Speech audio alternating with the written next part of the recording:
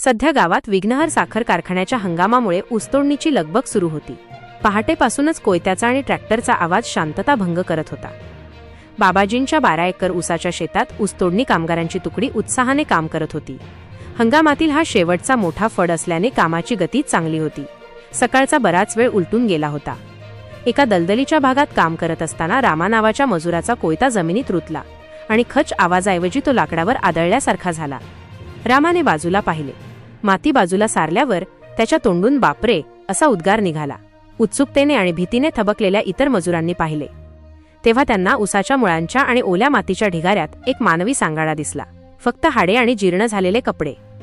क्षणातच ही बातमी वाऱ्यासारखी पसरली। काम थांबले आणि मजुरांनी तात्काळ ऊसमालक बाबाजी यांना फोन केला। बाबाजी गावातल्या जाणकार लोकांसोबत शेतात पोहोचले। सांगाड्याची अवस्था पाहताच बाबाजींच्या मनात एक विचार चमकला। त्यांना आठवले, जवळपास 6 महिन्यांपूर्वी गावातून 75 वर्षांचे वृद्ध बाबा मियाँ सय्यद मोमीन बेपत्ता झाले होते। विस्मृतीचा त्रास असलेले बाबा मियाँ अनेकदा घरापासून लांब जायचे। त्यांचे पुत्र हरून मोमीन यांनी त्यांची पोलिसात तक्रारही दाखल केली होती, पण ते सापडले नव्हते।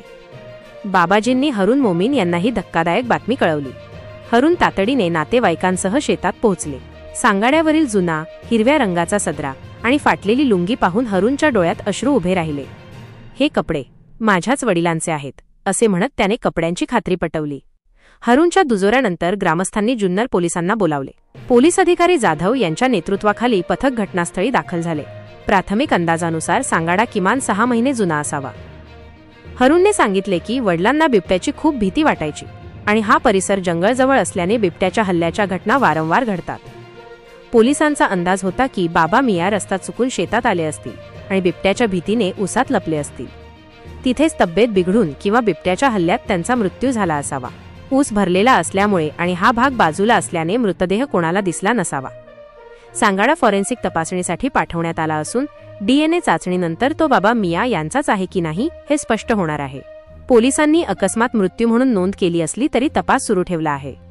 जमिनीखालून बाहेर आलेले हे गूढ एका बेपत्ता व्यक्तीच्या शोधाची आणि एका कुटुंबाच्या 6 महिन्यांच्या वेदनेची कहाणी उजेडात आणून गेले।